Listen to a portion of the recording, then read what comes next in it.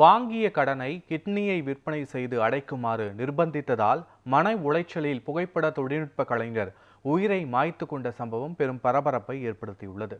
நாமக்கல் மாவட்டம் பள்ளிப்பாளையம் அருகே 5 பனை பகுதியில் வசிக்கும் நந்தனகோபால் புகைப்பட தொழில்நுட்ப கலைஞர். இவர் சேலத்தை சேர்ந்த நண்பர்களான தினேஷ் மற்றும் ஹரியுடன் இணைந்து குறும்படம் தயாரித்து வந்துள்ளார். இதற்காக நந்தகோபால், தினேஷ் மற்றும் ஹரியுடன் 5 லட்சம் ரூபாய் கடன் வாங்கியுள்ளனர். இந்த கடன் தொகையை கேட்டு தினேஷ் தொடர்ந்து நிர்பந்தித்து வந்ததாக கூறப்படுகிறது. கடனுக்கு வட்டியாக நந்தகோபால் 1 லட்சம் ரூபாய் செலுத்திய பின்னரும் தினேஷ் மற்றும் ஹரி தொடர்ந்து பணம் கேட்டு மன அழுத்தம் செய்துள்ளனர். மேலும் கிட்னியை விற்பனை செய்து பணம் கொடுக்குமாறு தினேஷ் நந்தகோபாலிடம் நெருக்கடி கொடுத்துள்ளார்.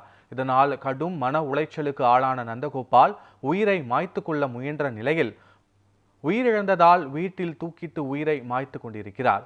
இதுகுறித்து தகவல் அறிந்து சம்பவ இடத்திற்கு விரைந்து வந்த பள்ளிப்பாளையம் போலீசார் விசாரணை மேற்கொண்டு நந்தகோபால் கடன் பற்றிய வீடியோ மற்றும் ஆடியோ பதிவுகளை பறிமுதல் செய்தனர்.